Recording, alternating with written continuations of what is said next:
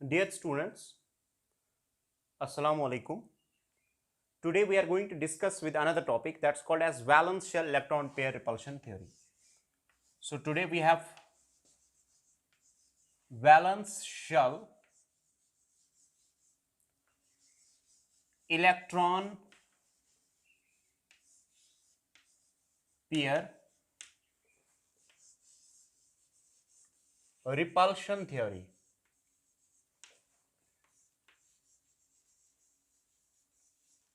And this theory is also known as, it's called as Vesper theory. Valence shell electron pair repulsion theory. It's also known as Vesper theory. अब हमने देखा कि live structure में हमने ये जाना कि हम लिव स्ट्रक्चर को कैसे ड्रा कर सकते हैं, और उसके बाद हमने ये देखा कि लिव स्ट्रक्चर का एक ड्रॉबैक था कि वो शेप्स के बारे में नहीं बोलता था। तो शेप्स को अकाउंट करने के लिए, शेप्स मॉलिक्यूल्स की एक्चुअल शेप्स को डिटरमाइन करने के लिए एक थ्योरी प्रपोज की गई जिसका नाम है valence shell electron pair repulsion theory. अब इस थ्योरी को सबसे पहले प्रपोज किया, this was initially given by Sidgwick and Powell. Later on it was modified by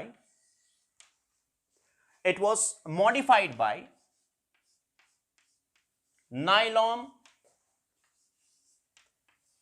and Gillespie.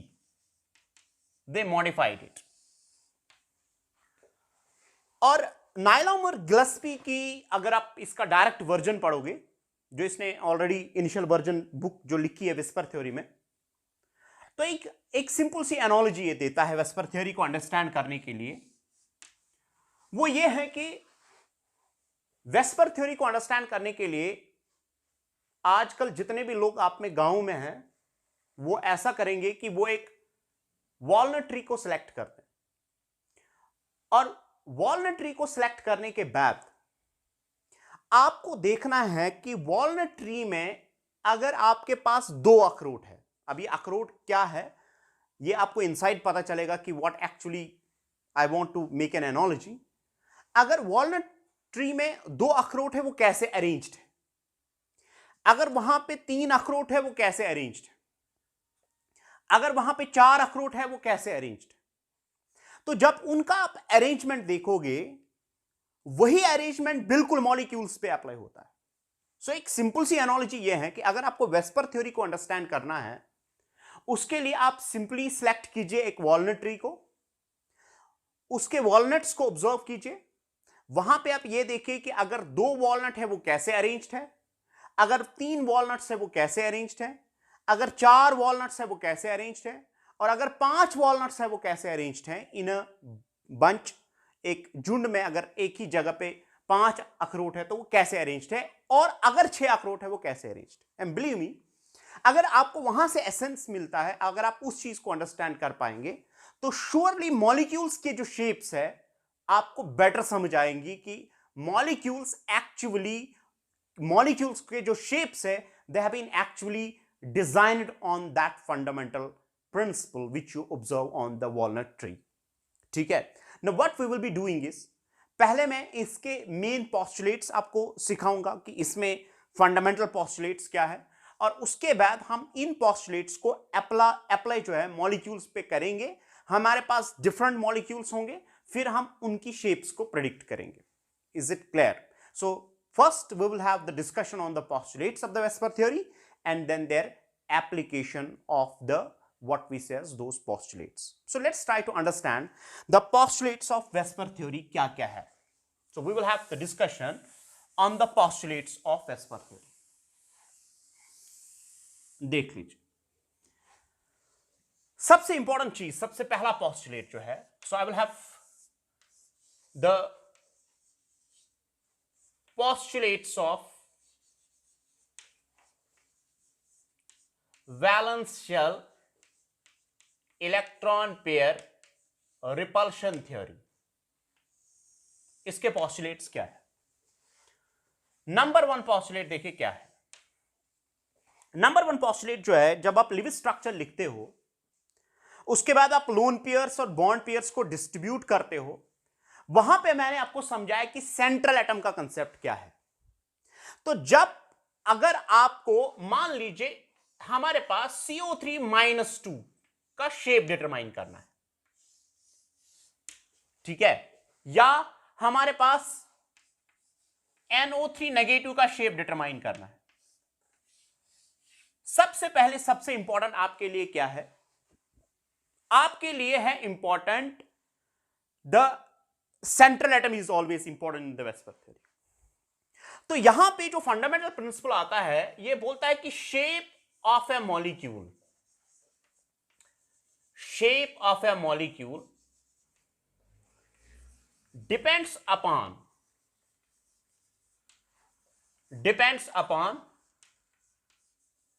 the number of electron pairs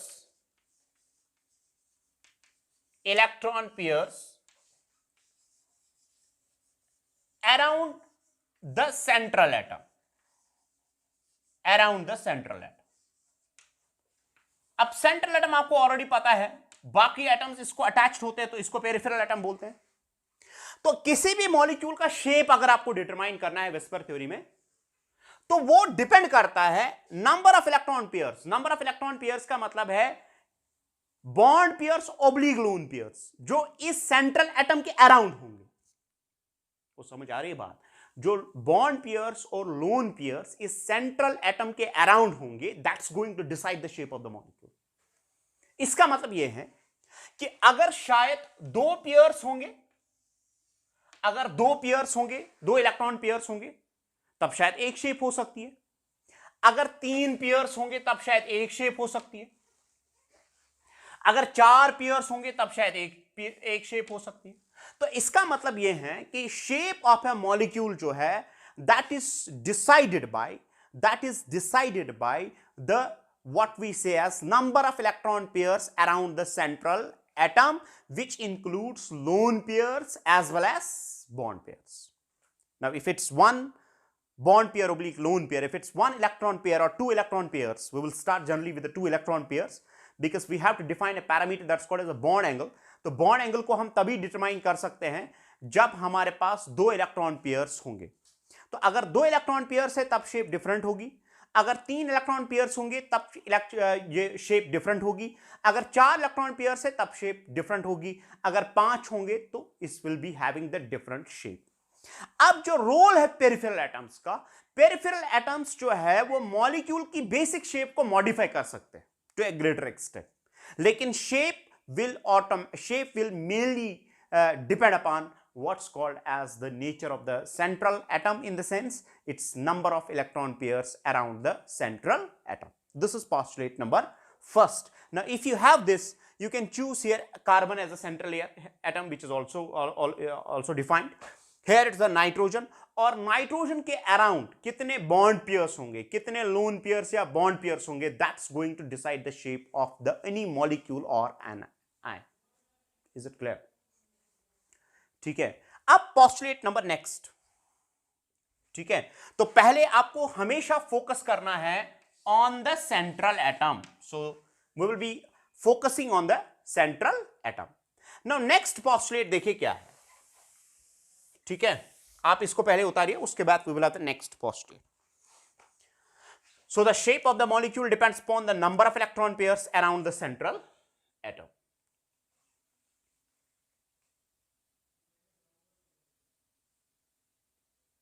ठीक है, हो गया। Now see the next one. Next देखिए क्या है, नेक्स्ट है now you that number of electron pairs decide the shape.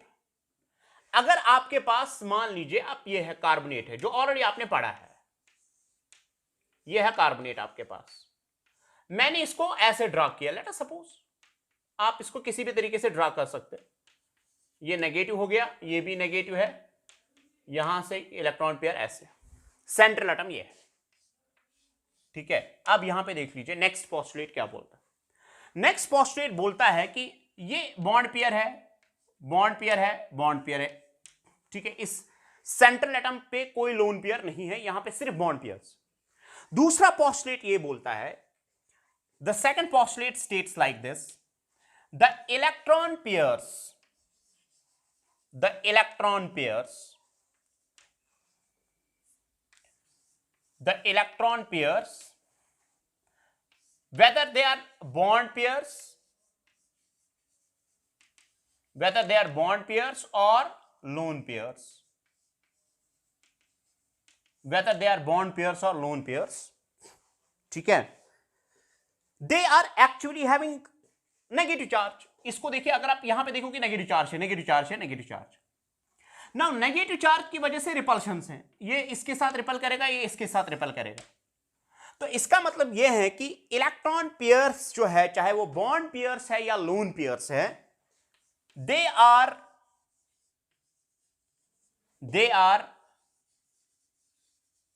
Negatively charged, they are negatively charged and hence they repel each other, hence they repel each other। so electron pairs जो होते हैं, ये चाहे bond pair है या lone pair है, इनके बीच में रिपल्शन होगी, क्योंकि इनका कौन सा चार्ज है, नेगेटिव चार्ज, और नेगेटिव चार्ज की वजह से क्या होगा, repulsion. So the first point is shape of a molecule decides or depends upon the number of electron pairs around the central atom. The second point is these electron pairs, whether they are bond pairs or lone pairs, ठीक है, ये आपस में repel करते हैं, और repulsion का जो मैग्नीट्यूड है, यानी ज्यादा कौन रिपेल करता है, बॉन्ड पेयर ज्यादा रिपेल करता है, कौन सा पेयर ज्यादा रिपेल करता है, रिपल्शन का जो मैग्नीट्यूड है वो दैट गोज एज वी से, हमारे पास लोन पेयर अगर किसी जगह होगा, that repels more as compare to lone pair bond pair, which repels more as compared to bond pair। so this is the magnitude of the repulsion, कि ज्यादा, सबसे ज्यादा लोन पेयर रिपल्शन करेंगे, और उसके बाद loan pair bond pair repulsion, और सबसे कम रिपल्शन होगी between what, bond pair. Is it clear? So the magnitude of repulsion goes as in the sense that it's lone pair which repels more। is it clear? so these electron pairs repel each other and the magnitude of repulsion is lone pair greater than bond pair, lone pair bond pair, which is more than bond pair। इसको आप उतारिए।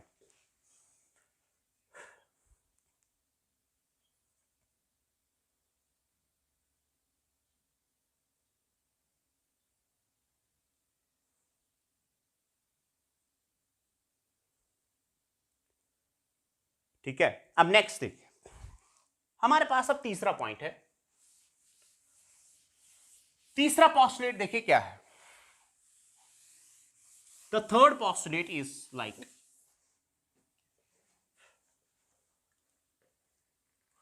अब अगर हमारे पास ये है C double bond O, oxygen पे negative charge, यहां पे नेगेटिव चार्ज, अब ये आपस में रिपल कर रहे हैं, ठीक है। तो तीसरा पॉइंट ये बोलता है, तीसरा पोस्टुलेट ये है, ये जो इलेक्ट्रॉन पेयर्स है, electron pairs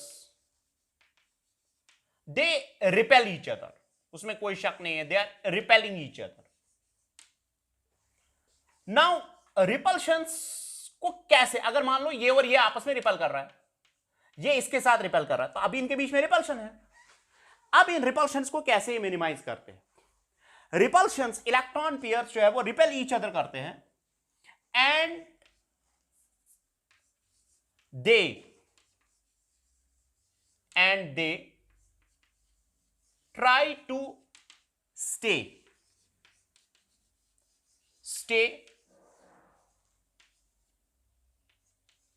away from each other,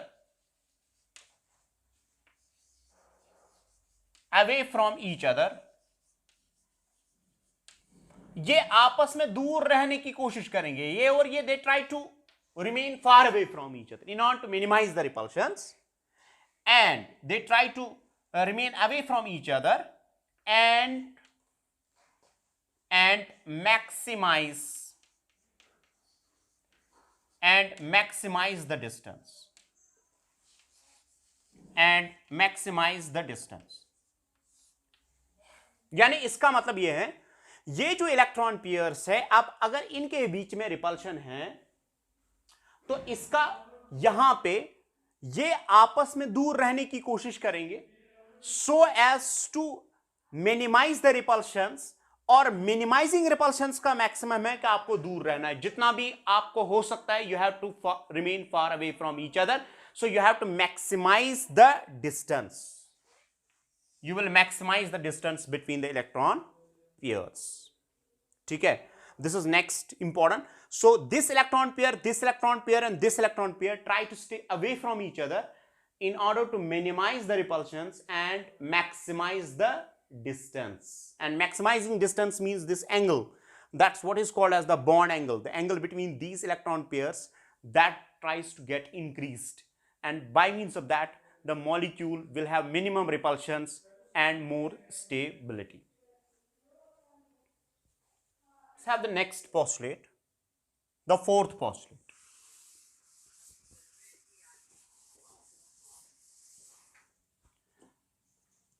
The next postulate is the fourth postulate, and the fourth postulate states as, देखिए fourth postulate क्या बोल रहा है,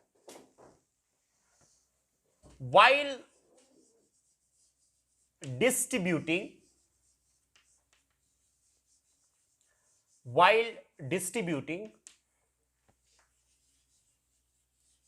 electron pairs around central atom, while distributing electron pairs around central atom,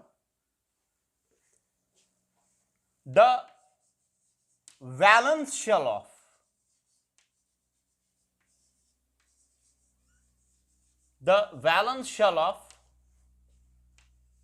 central atom is considered as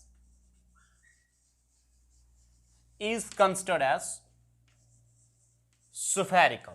This is important. Is considered as spherical. Spherical का मतलब क्या है, ये देख लीजिए. अभी अगर आपके पास ये मॉलिक्यूल है C डबल बॉन्ड O, ठीक है. अब दो चीजें हैं, या तो आप जब आप इलेक्ट्रॉन पेयर यहां पे देंगे,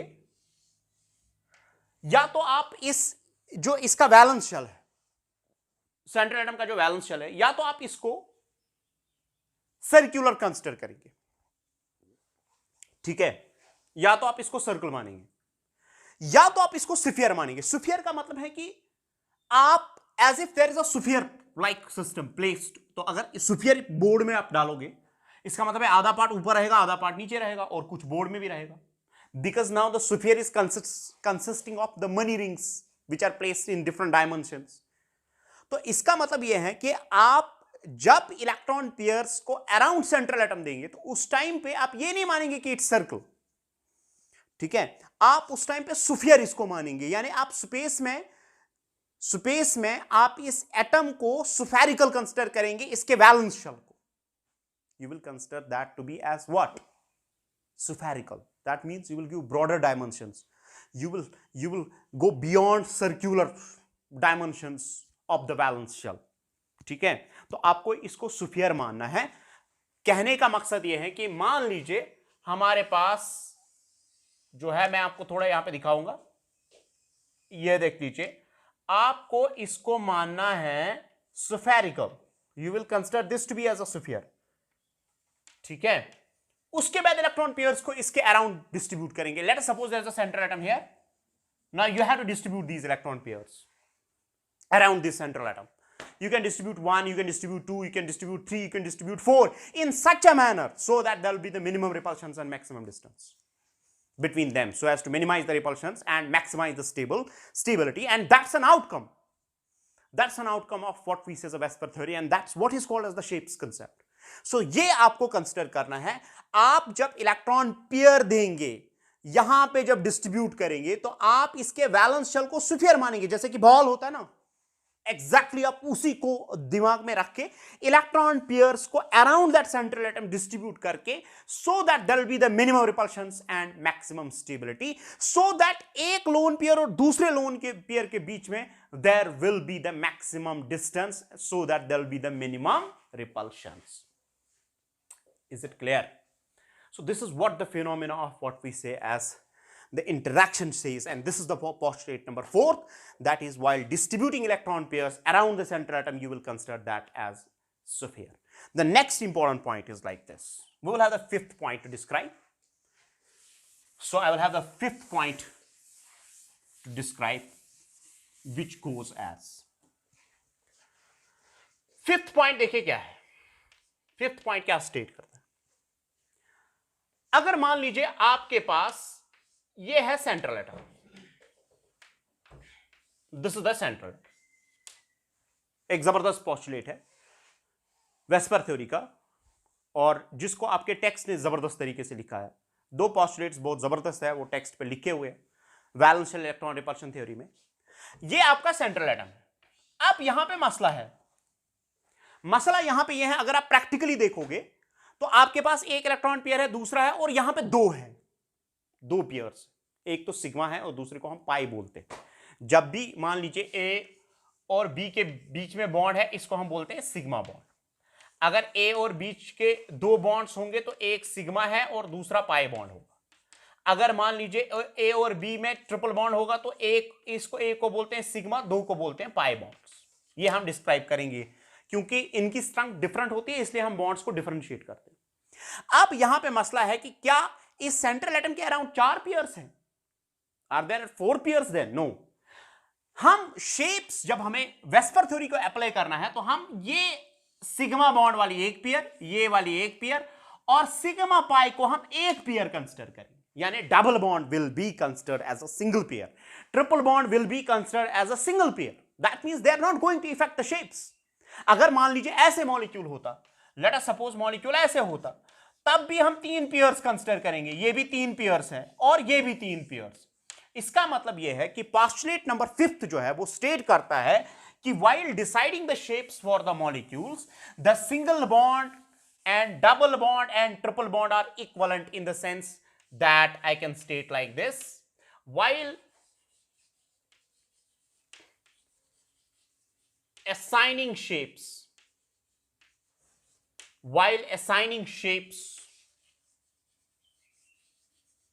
for the molecules,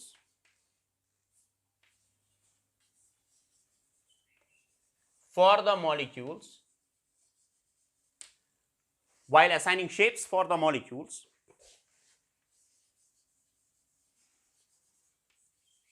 double bond, यानी अगर किसी जगह डबल बॉन्ड है, oblique triple bond is considered as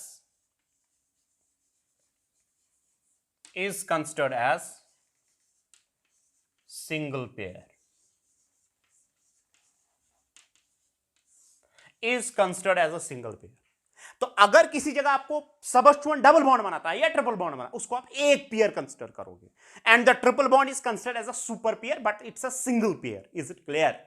so double bond and triple bond. मान लीजिए मुझे इसका शेप डिटरमाइन करना है, सी डबल बॉन्ड हो, सी डबल बॉन्ड हो. आप देख लीजिए, तो मैं क्या करूंगा? मैं 4 पेयर्स मानूंगा? नहीं. ये आपके पास सेंट्रल एटम है, ये आपके पास अगर सेंट्रल एटम है तो यहां पे एक पेयर ये हो गया, एक पेयर ये हो गया. That means I will just consider 2 pairs only. So double bond and triple bond, while deciding the shapes, are considered as single pairs of electrons. Is it clear? Is it clear? बात समझ में आई? You have to consider it as a single pair. The next important point is the last postulate, which states as. देखिए last postulate क्या बोलता है, जो कि इसको समझने की कोशिश कीजिए. अगर समझ आता है तो ठीक है, अगर नहीं भी आता तो तब भी चलेगा. But it's one of the very very important postulates. मैं आपको एक एग्जांपल देता हूं जो इससे पहले भी हमने पढ़ी. मैंने आपको दिखाया था परसों OCN नेगेटिव. एक स्ट्रक्चर ये बनाया था, दूसरा स्ट्रक्चर ये बनाया था, और तीसरा स्ट्रक्चर मैंने ये बनाया था। समझिए बात। इससे मैं वैलेंस शेल को कंप्लीट करूंगा।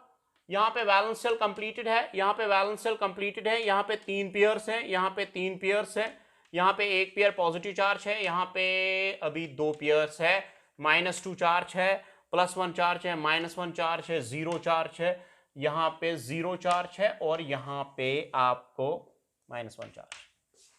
ठीक है, मैंने आपको ऑलरेडी बताया कि इनमें से कोई असल में लिविंग स्ट्रक्चर नहीं, एक्चुअल स्ट्रक्चर मॉलिक्यूल का नहीं है। लेकिन हम क्या करते हैं, जो मैं आगे आपको सिखाऊंगा कि in the concept of what we take the average, how to take the average, I will make you to understand. लेकिन मॉलिक्यूल का जो शेप है, ये जरूरी नहीं कि उसके लिए आपको एक्चुअल स्ट्रक्चर होना चाहिए। वेस्पर थ्योरी इन थ्योरेटिकल स्ट्रक्चर्स यानी लिव स्ट्रक्चर्स पे भी आप अप्लाई करके आप शेप डिटरमाइन कर सकते हो। यानी अगर आपके पास एक्चुअल स्ट्रक्चर है तब भी ठीक है, लेकिन अगर आपके पास एक्चुअल स्ट्रक्चर नहीं है, उसका थ्योरेटिकल स्ट्रक्चर है, किसी भी थ्योरेटिकल स्ट्रक्चर पे आप वेस्पर थ्योरी को यूज कर सकते हो। जैसे कि अगर आप यहां पे देखोगे, मुझे बताओ ये double bond is considered as 1 pair, this is considered as 1 pair, this is the central atom. ठीक है, तो यहां पे 2 पेयर्स है, यहां पे भी 2 पेयर्स है, because triple bond will be 1 pair and this single bond will be 1 pair. So यहां पे भी 2 पेयर्स, यहां पे भी आपके पास 2 पेयर्स है। तो इसका मतलब यह है कि सबके केस में 2 पेयर्स है, तो 2 पेयर वाला शेप सेम होगा सबके केस में। इसलिए हम ये बोलते हैं सिक्स्थ पोस्टुलेट में कि आप वेस्पर थ्योरी को किसी भी थ्योरेटिकल लिव स्ट्रक्चर पे या एक्चुअल स्ट्रक्चर पे अप्लाई कर सकते हैं। अगर आपके पास एक्चुअल स्ट्रक्चर है उस पे भी अप्लाई कर सकते हो, अगर आपके पास थ्योरेटिकल स्ट्रक्चर्स हैं उन पे भी अप्लाई कर सकते हो, provided there should be the small difference of energy. What actually I mean to say is the case of the resonance. Once I will make you to understand. Is it clear? तो यहाँ पे आप theoretical structures पे और actual structure पे भी Lewis concept को यानी वेस्पर थ्योरी को अप्लाई कर सकते हैं, उससे कोई फर्क नहीं पड़ेगा, provided they should not differ hugely in their energies. Is it clear? Last point may not be clear. Once we will go through the resonance, it will become clear. These are the postulates of Vesper theory.